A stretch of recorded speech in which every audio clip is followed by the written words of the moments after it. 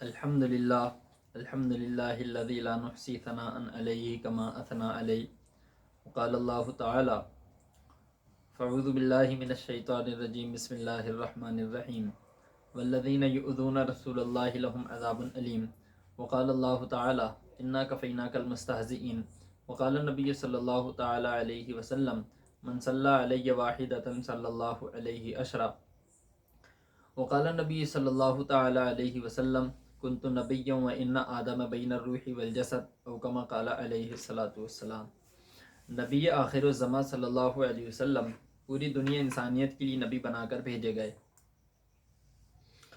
آپ صلی اللہ علیہ وسلم نے اپنی دعوت کا کام اپنے گھر، قبیلے، شہر، حتیٰ کہ پورے جزیرۃ العرب اسے پھیلانے کے ساتھ ساتھ گرد و پیش کے عمرا و سلاطین، مطلب آس پاس کے جو حکمران تھے،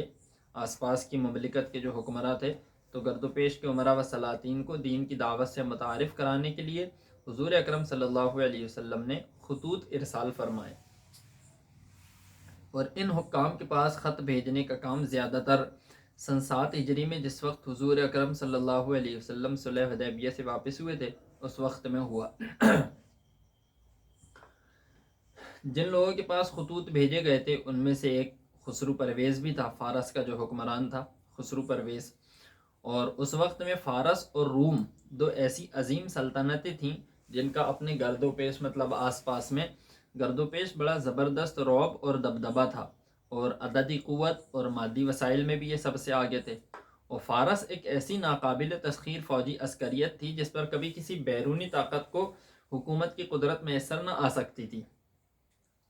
سکندر رومی، جس کو ہم الیگزینڈر میسیڈونین بھی کہتے ہیں، تو سکندر رومی کے علاوہ اگرچہ کوئی شخص ایسا نظر نہیں آتا جس نے فارس پر حکومت کی ہو،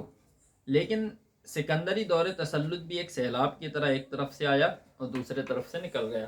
سکندر نے دارا کو شکست دے کر عقل قلیل مدت، مطلب بہت تھوڑے سے مختصر سے وقت کے لیے فارس پر حکمراں رہا، اور فارسی جو حکمران تھے انہوں نے اپنی حکومت آس پاس کے مختلف صوبے جیسے عراق، ارمینیا اور ترکی، آذربائیجان، افغانستان، پاکستان، ترکمینستان اور مصر وغیرہ میں اپنی حکومت پھیلا رکھی تھی۔ تو ساسانی خاندان کے، اور اس حکومت کی جو بنیاد تھی وہ ساسانی خاندان کے ایک شخص اردشیر بابکان نے 230 عیسوی میں ڈالی تھی، اور اس وقت یعنی اب سے تقریباً 1800 سال پہلے، اس وقت اس کا جو دارالسلطنت شہر تھا، مطلب فارس کا جو دارالسلطنت شہر تھا، دارالسلطنت مطلب اس کو آپ ہیڈ کوارٹر کہہ لیں یا کیپٹل کہہ لیں، تو اس وقت میں جو اس کا دارالسلطنت شہر تھا وہ مدائن تھا، اور یہ جو شہر مدائن تھا یہ دریائے دجلہ کے مشرقی اور مغربی کناروں پر آباد تھا۔ تو ساسانی خاندان کے ایک مشہور زمانہ بادشاہ عادل نوشیروہ کے زمانے میں حضور اکرم صلی اللہ علیہ وسلم کی ولادت باسعادت عمل میں آئی، اور عادل نوشیروہ کے بعد اس کا بیٹا ہرمز سریر آرائے سلطنت ہوا، اور اس کے بعد ہرمز سریر کا بیٹا خسرو پرویز تخت نشی ہوا۔ جس وقت حضور اکرم صلی اللہ علیہ وسلم نے ہجرت کی تھی، خسرو پرویز کی بادشاہت کا 32واں سال تھا، اور سن 7 ہجری میں آپ صلی اللہ علیہ وسلم نے اس کو خط لکھا، تو لہٰذا اس وقت اس کی بادشاہت کے 39 سال پورے ہو چکے تھے۔ اللہ کے نبی علیہ الصلوۃ والسلام نے جو خط خسرو پرویز کو لکھا تھا اس کے الفاظ یہ ہیں کہ بسم اللہ الرحمن الرحیم، محمد الرسول اللہ صلی اللہ علیہ وسلم کی طرف سے کسریٰ شاہ فارس کے نام۔ پھر آگے لکھا کہ سلام ہوں ان لوگوں پر جو لوگ ہدایت کی پیروی کریں اور اللہ کو ایک مانیں، اور اللہ کے نبی، اور یہ کہ محمد الرسول اللہ صلی اللہ علیہ وسلم اس کے بندے اور اس کے رسول ہیں، اور گواہی دیں کہ اس اللہ کے سوا کوئی معبود نہیں جو اکیلا ہے، اس کا کوئی شریک نہیں، اور میں یہ دعوت تم لوگوں کو پہنچا رہا ہوں تاکہ ہر زندہ انسان کو اللہ کا خوف دلاؤں، اور یہ کہ کافروں پر حجت ثابت ہو جائے، اور اسلام قبول کر لو محفوظ ہو جاؤ، اگر انکار کرو گے تو تمام مجوسیوں کا جرم بھی تم پر آئے گا۔ تو یہ خط لے کر حضرت عبداللہ بن حذافہ سہمی رضی اللہ تعالیٰ عنہ کسریٰ کے پاس، مطلب جو شاہ فارس تھا خسرو پرویز، اس کے پاس پہنچے، اور تاریخ میں ہے کہ جس وقت حضرت عبداللہ بن حذافہ سہمی رضی اللہ تعالیٰ عنہ خط لے کر پہنچے تھے، اس وقت میں مطلب جس وقت مکتوب مبارک کسریٰ شاہ فارس کے نام پر پہنچا تھا، اس وقت میں جو خسرو پرویز تھا وہ عراق میں نینوا کے مقام پر قیصر روم سے فیصلہ کن جنگ کی تیاری میں مصروف تھا۔ اس جنگ کا نتیجہ یہ ہوا کہ خسرو پرویز کو شرمناک شکست کا سامنا کرنا پڑا، اور جو روم کی جو فوجیں تھیں وہ عراق کے دارالسلطنت تک پہنچ گئی تھیں۔ تو بہرحال جب حضرت عبداللہ بن حذافہ سہمی رضی اللہ تعالیٰ عنہ نے خط لے کر پہنچے تو خسرو پرویز نے ترجمان کو بلا کر خط پڑھنے کا حکم دیا۔ تو خط کی ترتیب اور اس کا مضمون پڑھ کر کسریٰ بھڑک اٹھا، اور اقتدار اور طاقت کے نشے میں چور اسے یہ وہم و گمان بھی نہ تھا کہ کوئی شخص اس کے نام سے پہلے اپنا نام لکھنے کی جرت بھی کر سکتا ہے۔ تو لہٰذا اس نے دیکھا کہ سب سے پہلے اللہ کا نام لکھا ہے، اس کے بعد خط بھیجنے والے یعنی محمد الرسول اللہ صلی اللہ علیہ وسلم کا، اور اس کے بعد اس کا نام لکھا ہے، تو اس نے تیش میں آ کر مطلب غصے میں آ کر مکتوب نبوی پھاڑ دیا، اور یہ کہا کہ میری رعایا میں سے ایک معمولی غلام یہ جرت کر رہا ہے کہ میرے نام لکھنے سے پہلے اپنا نام لکھنے کی جرت کرتا ہے، لہٰذا یمن میں موجود اپنے ایک گورنر جس کا نام بازان تاریخی کتابوں میں بتلایا جاتا ہے، تو بازان کو اس نے ایک خط لکھا، اور خط میں لکھا کہ حجاز کے اس مدعیان نبوت یعنی محمد الرسول اللہ صلی اللہ علیہ وسلم کو گرفتار کرنے کے لیے فوراً 2 پہلوانوں کو بھیجا جائے۔ اور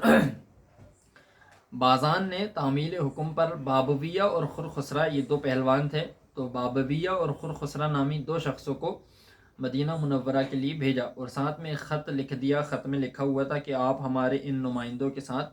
فوراً کسریٰ کے دربار میں حاضر ہو جائیں۔ تو لہٰذا یہ لوگ جب مدینہ پہنچے تو خدمت نبوی صلی اللہ علیہ وسلم میں حاضر ہو کر مدعا بیان کیا، اور ساتھ ساتھ دھمکی بھی دے دی کہ اگر آپ حکم کی تعمیل نہیں کریں گے تو اچھا نہیں ہوگا۔ تو حضور اکرم صلی اللہ علیہ وسلم نے ان سے کہا کہ تم مجھ سے کل آ کر ملنا،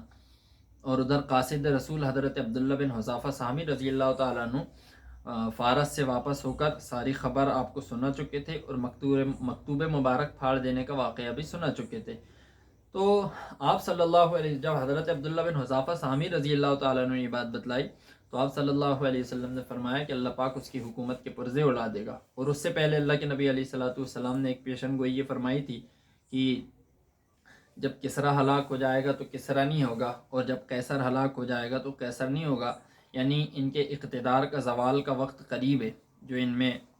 ان کا جو اقتدار ہے اس کا زوال مطلب گراوٹ، تو اس کے زوال کا وقت قریب ہے۔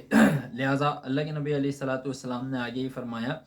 کہ قسم اس ذات اقدس کی جس کے قبضے میں میری جان ہے، جب قیصر ہلاک ہو جائے گا تو قیصر نہ ہوگا، اور جب کسریٰ ہلاک ہو جائے گا تو کسریٰ نہ ہوگا، اور تم لوگ ان دونوں سلطنتوں کے خزانے اللہ کے راستے میں خرچ کرو گے۔ بہرحال جب دوسرے دن بازان کے نمائندے خدمت نبوی میں حاضر ہوئے تو حضور اکرم صلی اللہ علیہ وسلم نے فرمایا، کیونکہ آپ کے پاس آسمان سے خبر آ چکی تھی، لہٰذا آپ صلی اللہ علیہ وسلم نے فرمایا کہ تمہارے بادشاہ کو فلاں دن فلاں تاریخ کو قتل کر دیا گیا۔ تو ان نمائندوں نے کہا کہ آپ یہ سب ہم کو سوچی سمجھی بات بتلا رہے ہیں، کہ آپ کی بات ہم یہ شاہ کے پاس لکھ کر بھیج دیں؟ حضور اکرم صلی اللہ علیہ وسلم نے فرمایا کہ لکھ دیں، اور یہ بھی فرمایا کہ یہ بھی بازان کو بتا دو کہ میرا دین اور میری سلطنت وہاں تک پہنچے گی جہاں تک کسریٰ کی حکومت ہے، میرا دین اور میری سلطنت وہاں تک پہنچے گی جہاں تک کسریٰ کی حکومت ہے۔ تو عین اسی موقع پر خسرو پرویز کے گھر میں بغاوت ہو گئی۔ خسرو پرویز کا جو بیٹا تھا شیرویہ اس کا نام تھا، اس نے خسرو پرویز کو قید کر لیا، اور خسرو پرویز کے سامنے اس کے 18 بھائیوں کو، مطلب خود کے شیرویہ کے 18 بھائی یعنی خسرو پرویز کے 18 بیٹوں کو خسرو پرویز کے سامنے قتل کر دیا، اور خسرو پرویز کو شیرویہ نے 10 جمادی الاولیٰ سن 7 ہجری اور 628 عیسوی کی شب میں قتل کیا۔ تو لہٰذا جب وہ قتل کیا گیا تو بازان کے دونوں نمائندے واپس یمن پہنچے، بازان کے پاس پہنچے، اور بازان کو وہ خبر بھی سنائی کہ حضور اکرم صلی اللہ علیہ وسلم نے ایسا ایسا کہا۔ تو اس سے بازان بڑا متاثر ہوا اور کہا کہ ان کی باتوں سے معلوم ہوتا ہے یہ تو کوئی واقعی میں نبی ہی ہیں۔ اور دوسری طرف سے فارس کی طرف سے شیرویہ کے نام سے ایک خط آیا بازان کے نام کہ ہم نے جو ہے خسرو پرویز کو اس کے مظالم، اس کے ظلم زیادتی کی وجہ سے قتل کر دیا، اور یہ بھی لکھا اس میں کہ اگلے حکم تک محمد عربی صلی اللہ علیہ وسلم سے کوئی تعرض نہ کیا جائے۔ تو بازان نے نبی اقدس صلی اللہ علیہ وسلم کی بات کی صداقت کو دیکھ کر مشرف با اسلام ہو گیا، اور بازان کے ساتھ ساتھ یمن کی ایک بہت بڑی جماعت بھی مسلمان ہو گئی۔ بہرحال پھر شیرویہ حکمراں بنا۔ تو شیرویہ کا جو دور حکومت تھا وہ بھی 1 سال 9 مہینے تھا، 1 سال 9 مہینے حکومت کر کے مر گیا۔ اس کے بعد شیرویہ کا بیٹا ارد شیر حکمران بنا۔ وہ 7 سال کی عمر تھی جس وقت اس کو تخت نشی کیا گیا۔ تو 1.5 برس حکومت کرنے کے بعد اسی کے دربار کا ایک افسر تھا جس کا نام بزاس تھا، تو اس نے اس ارد شیر کو قتل کر دیا اور خود بادشاہ بن بیٹھا۔ لیکن چند دن بعد درباریوں نے، جو وہاں کے درباری تھے، تو درباریوں نے اس بادشاہ کو بھی، جو بزاس نام کا ایک افسر تھا، اس کو بھی قتل کر دیا۔ اور اس کو قتل کرنے کے بعد، تو درباریوں نے جب اس کو قتل کر دیا تو اس کے بعد جو خسرو پرویز کا چچا زاد بھائی تھا، اس کا بیٹا جوان شیر، اس کو تخت نشی کیا گیا، لیکن وہ 1 مہینے کے بعد مر گیا۔ اس کے بعد بوران دخت، جو کہ اب تو کوئی مرد تھا نہیں، تو لہٰذا اسی کی اولادوں میں سے بوران دخت ایک لڑکی تھی، تو اس کو حکمران بنایا گیا، اور وہ بھی چند روز بعد حکومت کر کے، چند روز نہیں، تقریباً 1 سال 4 مہینے حکومت کر کے وہ بھی مر گئی۔ تو اس کے بعد ازربی دخت کو تخت نشی کیا گیا، لیکن اس کو جو ہے ایک رومی سپہ سالار، جس کا نام کتابوں میں رستم بتایا جاتا ہے، تو ایک رومی سپہ سالار نے اپنے باپ کے قتل کے قصاص میں اس کو، مطلب کہ ازرمی دخت کو بھی قتل کر دیا۔ اس کے بعد کسریٰ بن میہر کو حکومت سونپی گئی، لیکن وہ بھی چند روز بعد مر گیا۔ اس کے بعد ان کا آخر بادشاہ تھا یزدگرد بن شہریار، تو یہ آخری، مطلب فارس کی حکومت کا آخری شہزادہ تھا، اور اسی بادشاہ کے دور میں حضرت عمر رضی اللہ تعالیٰ عنہ کی دور خلافت میں، اور حضرت سعد بن ابی وقاص رضی اللہ تعالیٰ عنہ کی قیادت میں فارس کی حکومت مملکت اسلامی کا حصہ بنی۔ تو یہ بتانے کا مقصد یہ ہے کہ جیسے کہ آج کل چل رہا ہے معاشرے میں کہ ایک بدبخت نے حضور اکرم صلی اللہ علیہ وسلم کی شان میں گستاخی کی ہے، اور نبی اکرم صلی اللہ علیہ وسلم کی تعلیم ہے کہ سارے عالم کے انسانوں کی ہدایت کا غم اور ہدایت کی فکر کوڑن ہمارے دلوں میں ہوں، لہٰذا ہم تو اللہ پاک سے یہ چاہتے ہیں کہ اللہ پاک اس کی اور اس جیسے تمام لوگوں کو اللہ پاک ہدایت نصیب فرمائے۔ لیکن اگر ان کے مقدر میں ہدایت نہیں تو ایسے ناپاک لوگوں سے زمین کو اللہ پاک پاک اور صاف فرمائے۔ قرآن کریم میں اللہ پاک نے یہ کہا کہ اس سے پہلے جو تاریخی واقعہ بتلایا گیا، تو اس بدبخت نے اللہ کے نبی علیہ الصلوۃ والسلام کی شان میں گستاخی کی، آپ کا مکتوب مبارک پڑھا، اور ساتھ میں اللہ کے نبی علیہ الصلوۃ والسلام کو گرفتار کرنے کے لیے حکم دیا۔ تو صرف اتنا ہوا تو اللہ پاک اپنے محبوب صلی اللہ علیہ وسلم سے محبت فرماتا ہے، لہٰذا اللہ کے نبی علیہ الصلوۃ والسلام نے اس وقت کہہ دیا تھا کہ اللہ اس کی حکومت کے پرزے اڑا دے گا۔ تو اسی طرح 11 حکومتیں بنی، چند سالوں کے اندر 11 حکومتیں بنی، اور 1-2 کے علاوہ باقی سب کا قتل عام ہوا۔ تو اللہ کے نبی علیہ الصلوۃ والسلام کی فرمان کی صداقت تھی کہ اللہ پاک نے،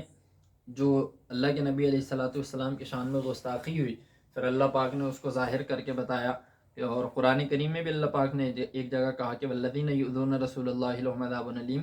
کہ نبی اکرم صلی اللہ علیہ وسلم کی شان میں گستاخی کرنے والوں کے لیے دردناک عذاب ہے۔ اور ایک دوسری جگہ کہا کہ انا کفیناک المستہزئین،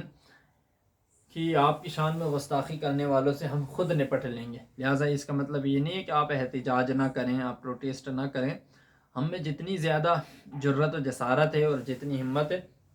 ہم پوری ہمت اور پورے حوصلہ افزائی کے ساتھ محمد عربی صلی اللہ علیہ وسلم سے محبت کا ثبوت دیں۔ اب جس طرح چاہے ہم احتجاج کریں، ہاں، لیکن ایک اطمینان بخش قرآن کریم کی یہ ہے کہ انا کفیناک المستہزئین، جیسے کہ یہ واقعہ بتلایا گیا کہ اللہ کے نبی کی شان میں گستاخی کی، اللہ پاک نے پوری مملکت کو تباہ کر کے رکھ دیا۔ اسی طرح ایک اطمینان بخش اللہ پاک خوشخبری سنا رہا ہے کہ انا کفیناک المستہزئین، کہ آپ کی شان میں گستاخی کرنے والوں سے ہم خود نپٹ لیں گے۔ لیکن اس کا مطلب ہرگز یہ نہ سمجھے کوئی کہ ہمیں مطمئن رہنا ہے، بلکہ جس قدر ہو سکے احتجاج کریں، جس قدر ہو سکے اس کا بائیکاٹ کریں، اسے بتلائیں کہ ہم اپنے نبی صلی اللہ علیہ وسلم سے اپنی جان، مال، وقت، صلاحیتوں سے زیادہ محمد عربی صلی اللہ علیہ وسلم کی ذات بابرکت سے محبت فرماتے ہیں۔ اللہ پاک اپنے نبی صلی اللہ علیہ وسلم سے سچی اور پکی اور اتباعی محبت کرنے کی توفیق نصیب فرمائے۔ آمین یا رب العالمین، وآخر دعوانا ان الحمد للہ رب العالمین۔